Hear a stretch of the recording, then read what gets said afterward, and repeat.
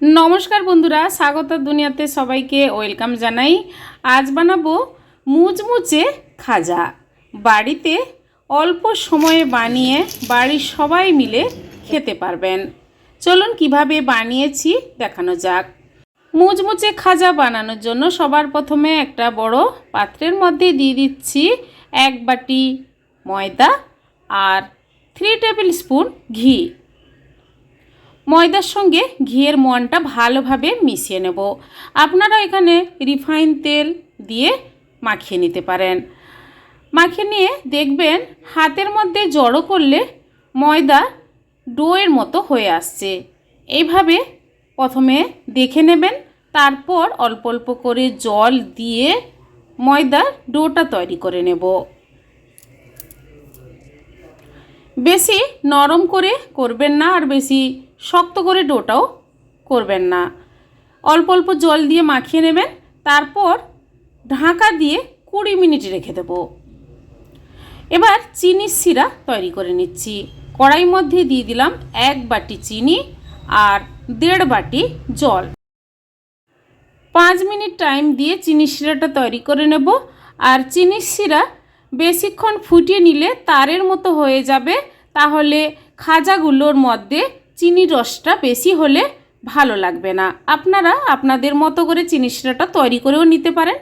आमी किछुक्षण फुटिए छोटो एलाच दिए नामिए निलाम एकटा बड़ो पात्रेर मध्य। किछुक्षण ठंडा करते देब चीनी शिरा। एबार मयदार डोटा आमी माखिए 20 मिनट रेखेछिलाम। एरपर लेचि करे नेब छोटो छोटो करे।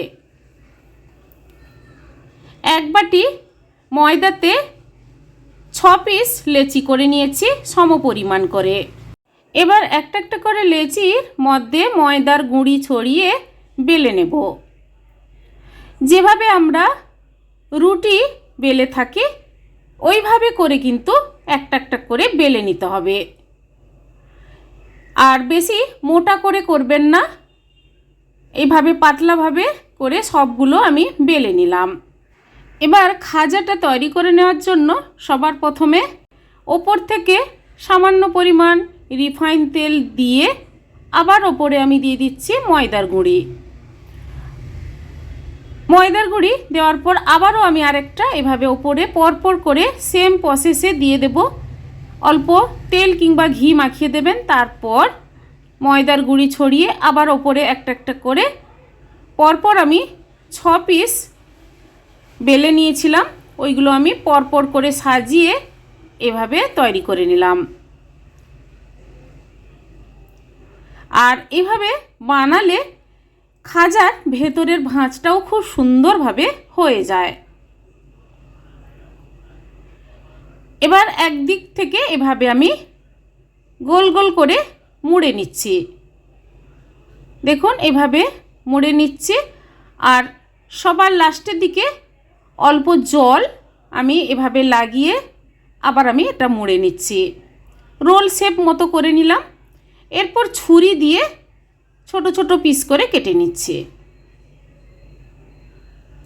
দেখুন ভাঁজটা কত সুন্দরভাবে হয়ে এসেছে। আর সবগুলো এভাবে কেটে নেওয়ার পর হাতের মধ্যে এভাবে চিপে বেলে নেব। পাতলা করেও নয় আর বেশি মোটা করেও নয়, অল্প করে বেলে নিলেই খাজাগুলো তৈরি হয়ে যাবে। সবগুলো বেলে নেওয়ার পর গ্যাস অন করে কড়াই মধ্যে রিফাইন তেল আগের থেকে গরম করতে দিয়েছিলাম। গ্যাসের ফ্লেমটা কিন্তু একদম লো রেখে সবগুলো খাজা আস্তে আস্তে করে ভেজে নেব। এক পিঠ হয়ে গেলে আরেক পিঠ উল্টে গোল্ডেন ব্রাউন কালার মতো এসে যাবে, তখন বুঝবেন যে খাজাগুলোর কালারও ভালো এসেছে আর ভাজাটাও খুব সুন্দরভাবে হয়ে গেছে। এবার তেল থেকে তুলে চিনি শিরার মধ্যে দিয়ে দেব। বাকিগুলো আমি এভাবে ভেজে চিনি শিরায় রেখে তারপর একটা একটা করে সার্ভ করে নেব। খাজাগুলো দেখুন কতটা মুচমুচে আর কালারফুল হয়েছে। আর চিনি শিরাটার মধ্যে মিনিট 20 রাখবো। এরপর আমি প্লেটে সার্ভ করে নিচ্ছি। বন্ধুরা এইভাবে মুচমুচে খাজা বাড়িতে বানিয়ে ফেলুন। আর এগুলো বানিয়ে অনেক দিন কৌটোতে রেখে দিতে পারেন, ভালো থাকবে। আজকের এই খাজা রেসিপি আপনাদের কেমন লেগেছে বন্ধুরা কমেন্ট করে জানাবেন, লাইক করবেন। আর আমার চ্যানেলে নতুন বন্ধু হতে চাইলে চ্যানেলটি সাবস্ক্রাইব করে নেবেন বন্ধুরা। কতটা মুচমুচে হয়েছে আপনাদের দেখাচ্ছি, দেখুন বন্ধুরা। তাহলে বন্ধুরা আজ এই পর্যন্ত, সবাই ভালো থাকুন, সুস্থ থাকুন, ধন্যবাদ।